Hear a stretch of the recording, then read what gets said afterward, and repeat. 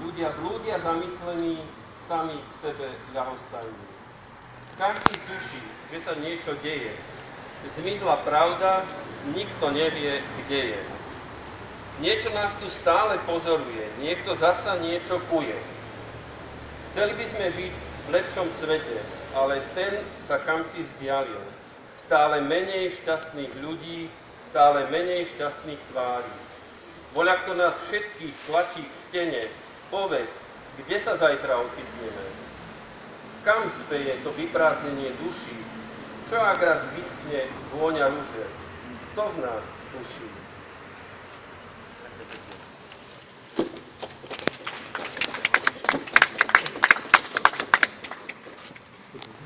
Dobre. Ja si dovolím hovoriť bez amplióza. Ďakujem Pavlovi Kosejovi z Fóra kresťanských inštitúcií. O pár slov by som chcel poprosiť aj pani Máriu Ravčínovú z Fóra života, ktorá vám určite bude vedieť povedať aj z takého medicínskeho hľadiska bližšie o pozadí tejto kauzy, o tom, čo je v nej dôležité a čo je dobre vedieť, keď budete diskutovať potom s ďalšími ľuďmi.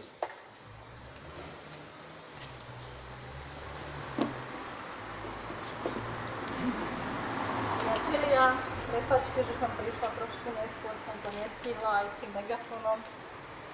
Ja som si doniesla aj papier, hovorím tu za Fórum života, ale aj za seba svoj osobný názor. Začala by som asi tým, že takým citátom, ktorý ma tak oslovil, že vyspelosť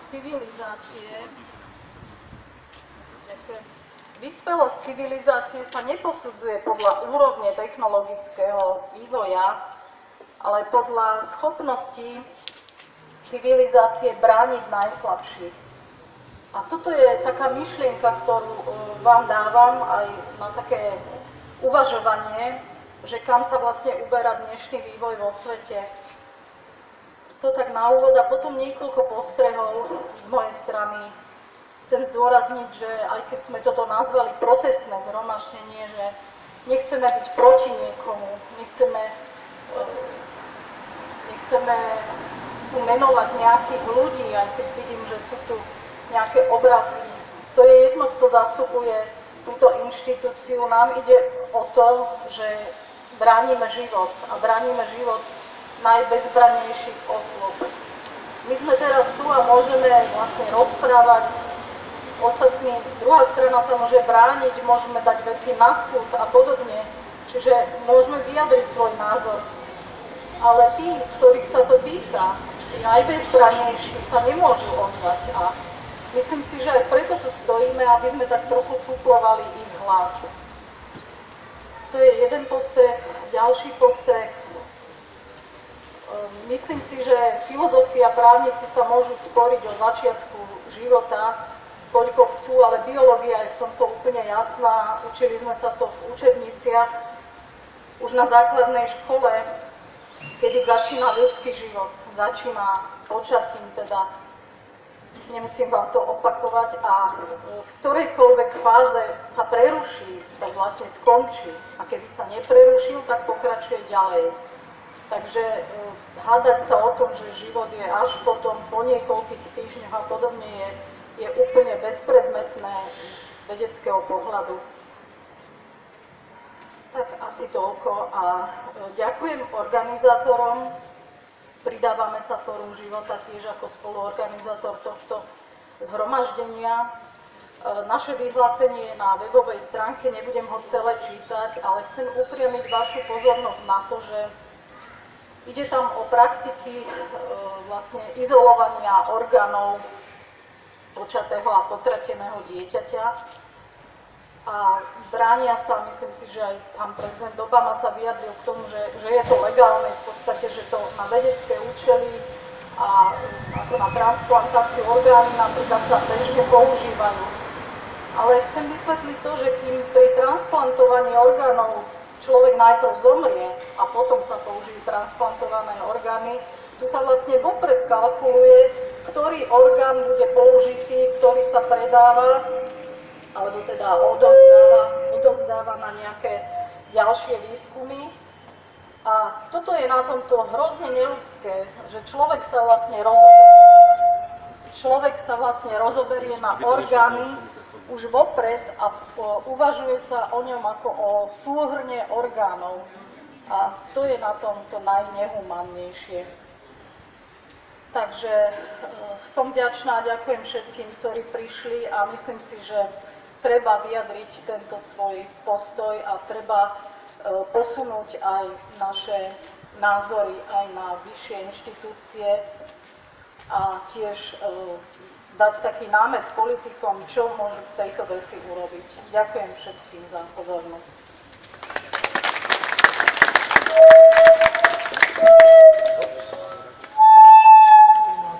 Tak môžete takto... To musí byť dostatočne vzdialené, vieš? Tak, dobre, vypol som to. Ďakujem Márii Ravčinovej za jej slová. Chcem vám všetkým povedať, že ak chcete vedieť o tejto kauze a o tom, prečo sme zvolali toto zhromaždenie viacej, distribujú sa tu texty s krátkou informáciou, vypýtajte si ich. Keď sú tu zástupcovia médií, prosím, nechajte nám svoje e-mailové adresy, všetky materiály vám vieme poslať. Aj v slovenčine, prípadne aj v angličtine. Ďakujem teda Pavlovi Kosejovi aj pani Márii Ravčinovej. To, že sme zvolali toto zhromaždenie, je vyjadrenie určitého občianskeho postoja. Postoja solidarity Američanom a tiež vyjadrenie toho, že nechceme, aby sa niečo takéto dialo.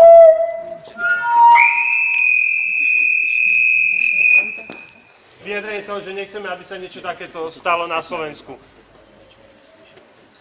My ako občania ale potrebujeme tieto veci v rámci spoločnosti riešiť systematicky a v systéme dnešnej demokracie sú na tieto veci poverené politici. Preto chcem poprosiť zástupcov politických strán, ktorí tu sú, za každú stranu jedného, ak majú záujem, pozývam ich sem a povedať ich postoj, čo sa dá robiť s tou situáciou, ktorá vznikla z verejných videí momentálne a čo sú ochotní a schopní urobiť s obranou života nenarodených detí v súčasnosti a v najbližšej budúcnosti.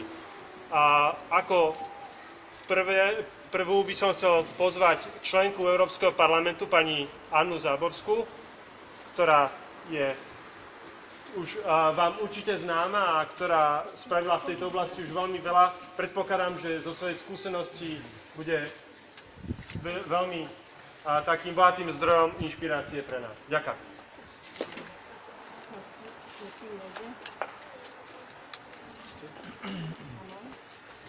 Tak, teraz áno, dobre.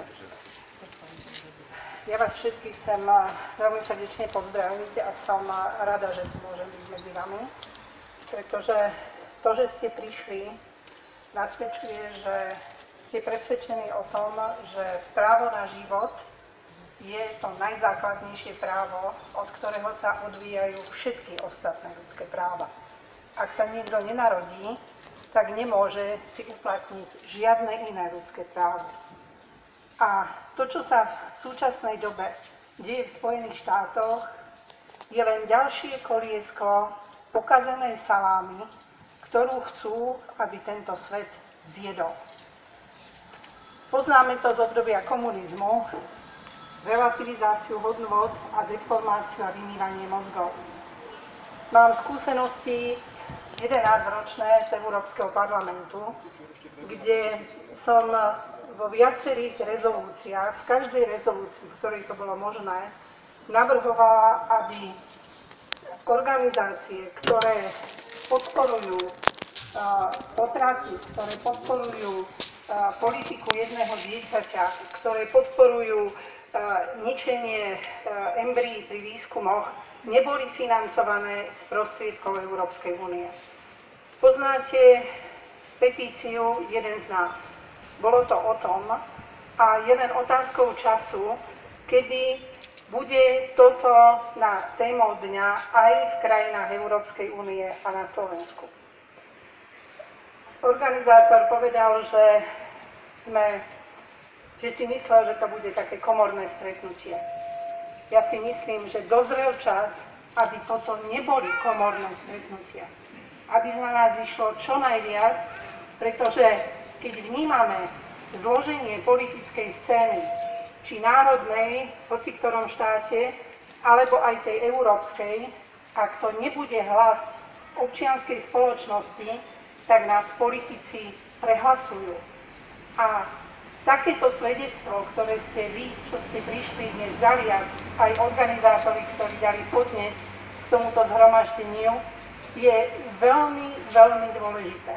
Ja nerada vyzývam k nepokojom, ani nechcem vyzývať k nepokojom, ale skutočne vo svete sa dejú, a toto je jedna z tých vecí, udalosti, zákroky, ktoré sú proti životu, ktoré sú proti rodine, a tu môžeme ukázať svoju silu aj takýmito verejnými zhromaždeniami.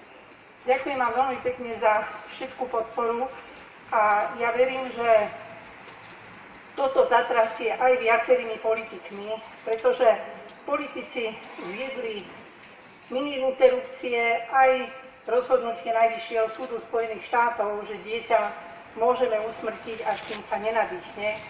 Zjedli predimplantačnú diagnostiku, postimplantačnú diagnostiku, pokusy na embriách, a ak nás nebude počuť, tak ja som presvedčená, že aj toto, aj táto činnosť sa stane legálnou činnosťou.